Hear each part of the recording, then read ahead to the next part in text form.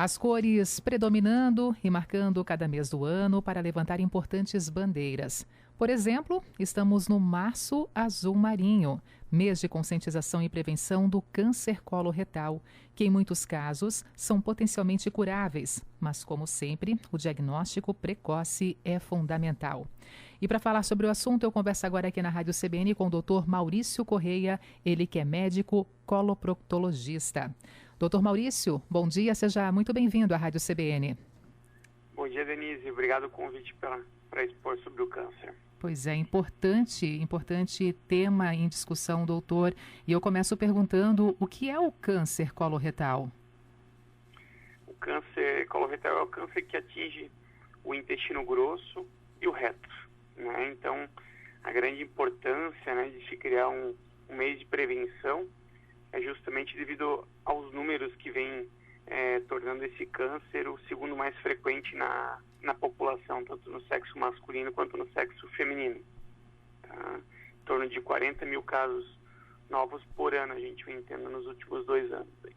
Então o câncer coloretal ele é o segundo mais frequente na população masculina e feminina no nosso país, doutor? Isso, atualmente ele ocupa a segunda colocação. Olha só.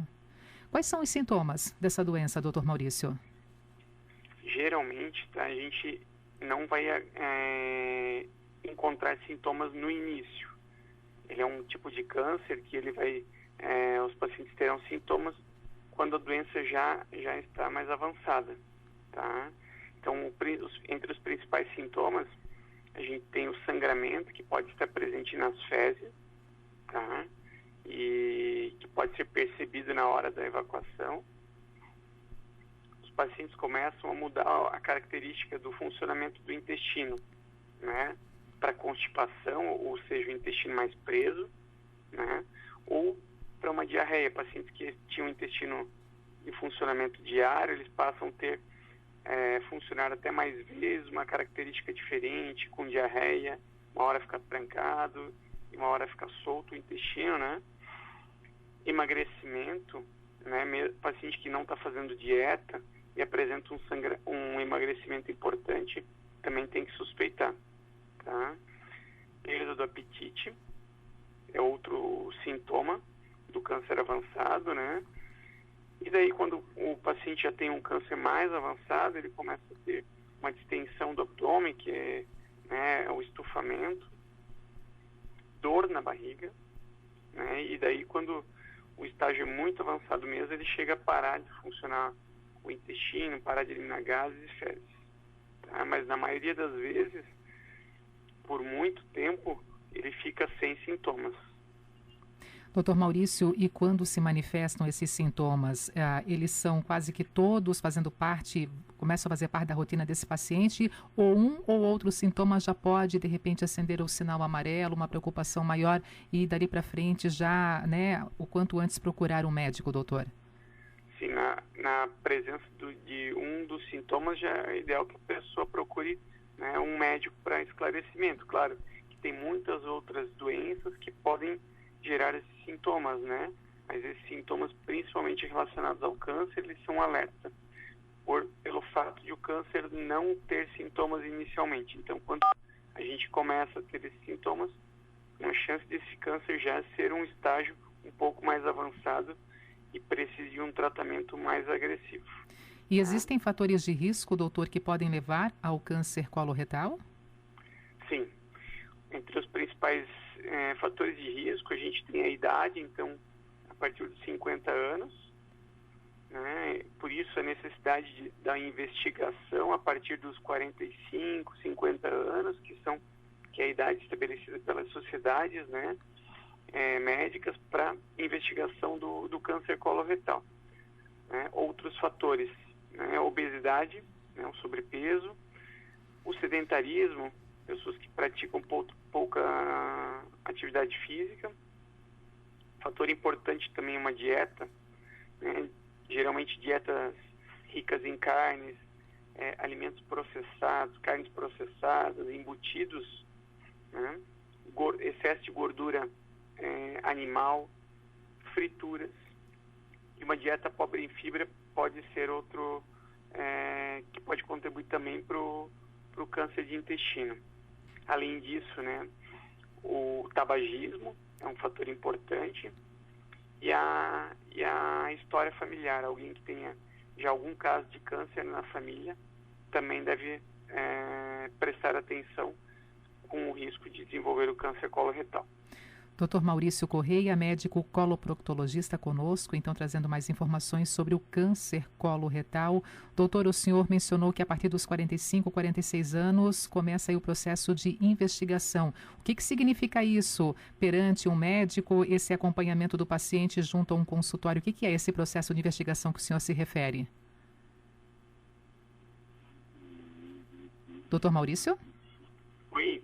Oi, o senhor ouviu meu questionamento? Ouvi, sim. Tá, é que nós ficamos uns segundinhos mudo aqui, a gente não teve a sua fala. Então, né, nessa questão do processo de investigação, o que significa? Então, ele vai passar por um exame clínico, né? O médico vai fazer tanto uma anamnese, um exame físico, né? Onde vai fazer uma palpação, um toque e vai solicitar alguns exames que podem ser importantes para isso, né? Entre eles, um exame de fezes, que pode detectar a presença de sangue, que às vezes não é detectada visualmente, né, ao olho nu, e uma colonoscopia, que é o principal exame de investigação, né, e diagnóstico do câncer coloretal. A gente tem como precursor do câncer algumas lesões, pequenos tumores, que a gente chama de pólipos. Então, a identificação desses pequenos pólipos e a simples retirada deles para biópsia pode já significar uma prevenção da evolução desse pólipo para um câncer de intestino. Que importante, doutor. Nessa questão ainda, a idade aqui sendo mencionada, o fator de risco a partir dos 50 anos. Mais jovens, doutor, também tem casos de jovens já apresentando problemas e já vivendo com essa realidade, com câncer coloretal? Sim. Isso, na maioria das vezes, esses jovens têm história familiar, né?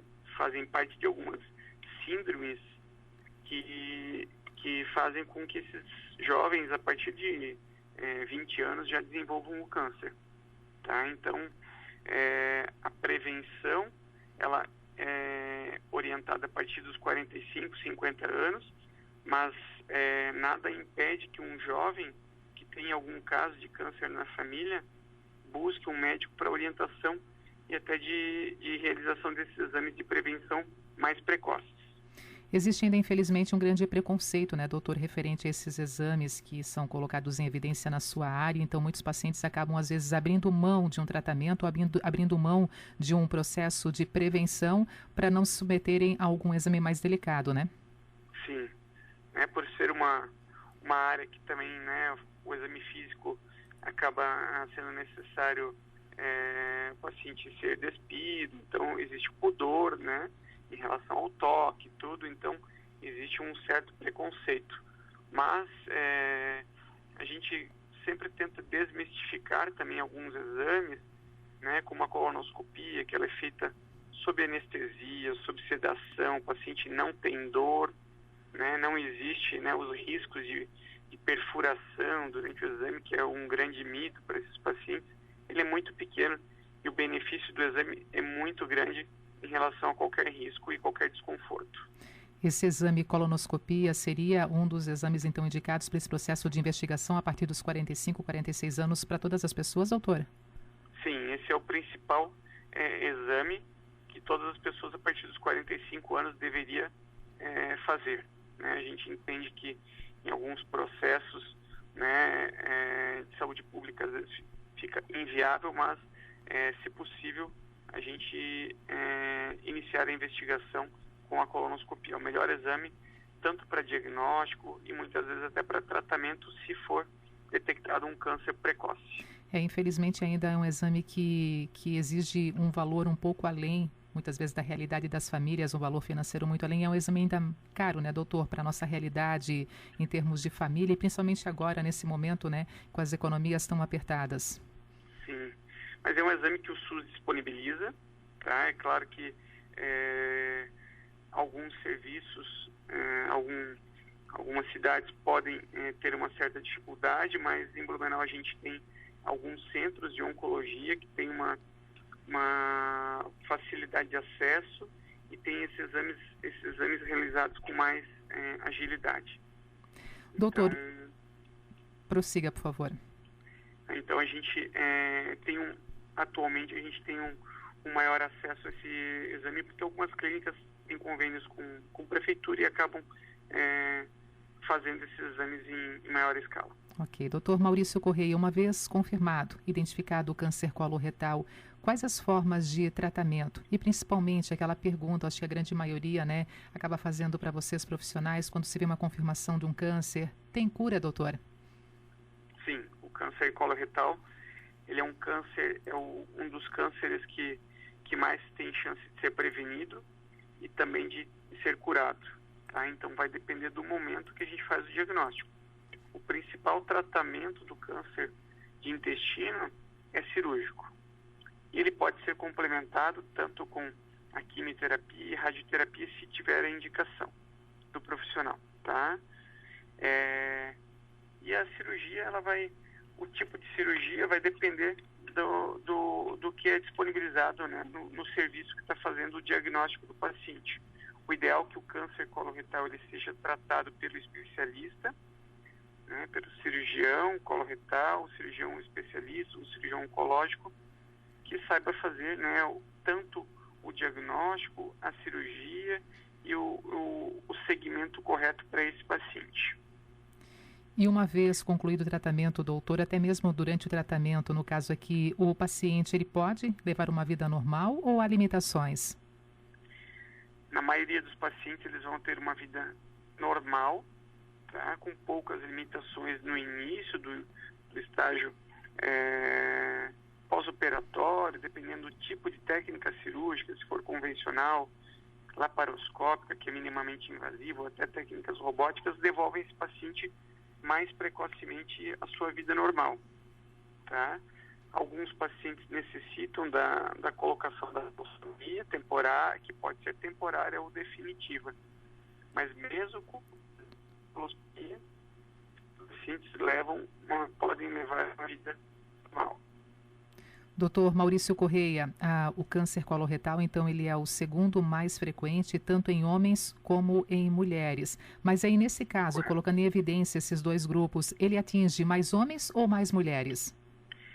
Ele é ligeiramente mais frequente em homens, tá? Mas é pouca diferença. A gente tem em torno aí dos últimos anos, a gente tem em torno de 20.500 casos para homens e 20.300 para mulheres, mais ou menos, por ano. Geralmente, doutor, os pacientes chegam até o consultório, por ser um câncer muito silencioso no início, eles chegam no consultório já no estágio avançado, já comprometendo, colocando em risco a sua saúde? Sim, infelizmente a maioria deles chega num estágio mais avançado, A gente chama, o estágio mais avançado é o paciente que precisa de um tratamento mais agressivo, que seria a cirurgia. Isso não impede ele de ser curado, tá? O tratamento precoce é aquele paciente que faz a colonoscopia e já consegue fazer o tratamento, a retirada do pólipo ou daquele câncer precoce pelo próprio procedimento da colonoscopia. Tá? Mas mesmo os pacientes que chegam com casos mais avançados, eles têm uma grande chance de cura. Esse mais de um ano vivendo com a pandemia da Covid-19, doutor, trouxe ainda mais preocupação para a área de vocês, médicos, envolvendo pacientes vivendo com essa realidade do câncer coloretal? Sim. Infelizmente, com a pandemia, muitos pacientes que já tinham uma indicação ou que já vinham até apresentando sintomas, postergaram muito a busca ao médico. Então, é muito frequente, eu tenho tanto um ambulatório de coloproctologia oncológica no Hospital Santa Isabel e o consultório particular, eu vejo pacientes chegando com estágios muito avançados mesmo, já estágios mais complicados, com uma anemia severa, com um estágio mais consumitivo do paciente, por conta desse retardo devido ao medo de circulação dos pacientes, medo de buscar o serviço de atendimento médico, de estar numa clínica com outras pessoas. Então, a gente tem tentado, nesses serviços de atendimento, a gente tem também tomado bastante cuidado e preservado as medidas, né, de prevenção do Covid também, para deixar esses pacientes mais à vontade para procurar o serviço de atendimento. Ainda sobre o coronavírus, infelizmente a gente tem acompanhado também, né, as possíveis sequelas da Covid-19 em diferentes partes do corpo, doutor. No intestino também é possível encontrar sequelas da Covid? Sim, alguns pacientes têm acometimento intestinal, né, muitos passam por cirurgia intestinal, às vezes por complicações relacionadas à circulação, ali, a tromboses, né, problemas da circulação que também acometem o intestino. Não relacionados ao câncer, mas relacionados ao funcionamento do intestino devido à circulação alterada pelo coronavírus. Doutor Maurício, o senhor é médico coloproctologista e hoje aqui a gente está falando sobre o câncer coloretal. Mas quais são também as outras situações, né, as outras frequências de atendimento de um médico coloproctologista junto ao seu paciente? O coloproctologista, né, ele atende então todas as patologias relacionadas ao intestino, ao reto e ao ânus.